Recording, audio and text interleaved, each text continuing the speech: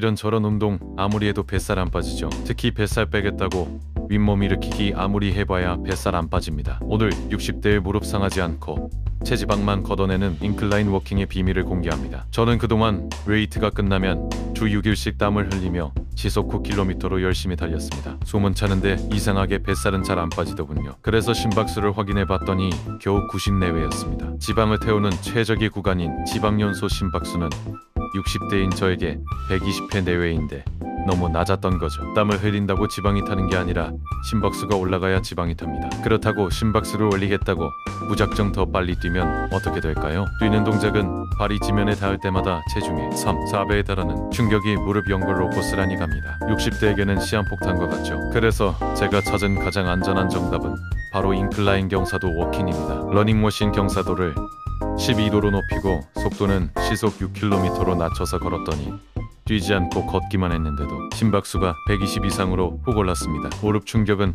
평지 걸을 때와 똑같은데 지방은 미친듯이 타기 시작한 겁니다. 인클라인이 하체해주는 세 가지 기적에 대해 말씀드리겠습니다. 이 인클라인 워킹 뱃살만 빼주는 게 아닙니다. 평지를 걸을 때와는 비교도 안 될 정도로 하체 전반을 강력하게 타격합니다. 첫째, 엉덩이 근육 활성도가 3배 이상 올라갑니다. 경사가 높아지면 다리를 뒤로 더 길게 밀어내야 하는데 이때 엉덩이 대둔근이 강하게 수축합니다. 100살까지 스스로 걷기 위한 가장 중요한 엔진이 바로 이 엉덩이 근육입니다. 처진 엉덩이가 올라붙으면서 골반과 척추를 단단하게 잡아줍니다. 둘째, 허벅지 앞뒤를 감싸는 천연 보호대가 생깁니다. 중력을 거스르고 위로 걸어 올라가야 하니 허벅지의 앞쪽 대퇴사 두근은 물론 나이 들면 가장 먼저 마르는 허벅지 뒤쪽 햄스트링까지 꽉 차오릅니다. 이 근육들이 무릎 연골이 할 일을 대신해주게 됩니다. 셋째, 장단지가 탄탄해지며 제2의 심장이 뜁니다. 발목이 평지보다 위로 꺾인 채로 바닥을 밀고 나가기 때문에 종아리 근육이 최대 범위로 이완됐다가 수축합니다. 다리 혈액순환이 극적으로 좋아지고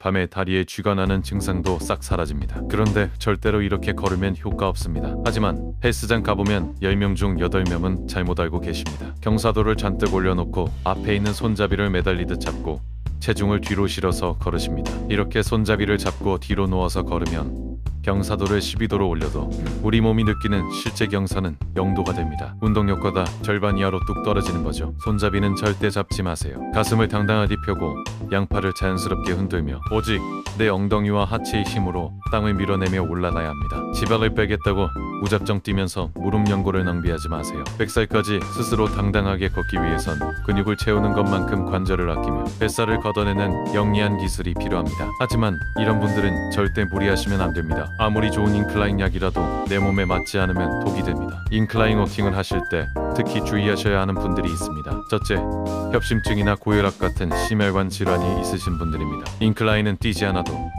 심박수를 빠르게 올리는 고강도 유산소 운동입니다. 평소 심정이 약하시다면 심박수가 너무 급격히 오르지 않도록 경사도를 3도나 5도 정도로 낮게 시작하셔야 안전합니다. 운동 중 가슴이 답답하거나 어지럽다면 즉시 멈추셔야 합니다. 둘째, 아킬레스 건염이나 족저근막염이 있으신 분들입니다. 경사면을 디딜 때 발목과 종아리가 강하게 늘어나기 때문에 발바닥이나 뒤꿈치에 염증이 있다면 통증이 더 심해질 수 있습니다. 통증이 완전히 가라앉은 후에 시작하시는 것이 좋습니다. 셋째, 허리 디스크가 심하신 분들입니다. 오르막을 걸을 때 상체가 앞으로 너무 굽어지면 척추에 무리가 갑니다. 허리 통증이 있다면 경사도를 낮추고 복부에 힘을 주어 척추를 바로 세울 수 있는 범위 내에서만 하셔야 합니다. 오늘도 100살까지 스스로 걷자는 목표를 위해 포기하지 마십시오. 파이팅입니다.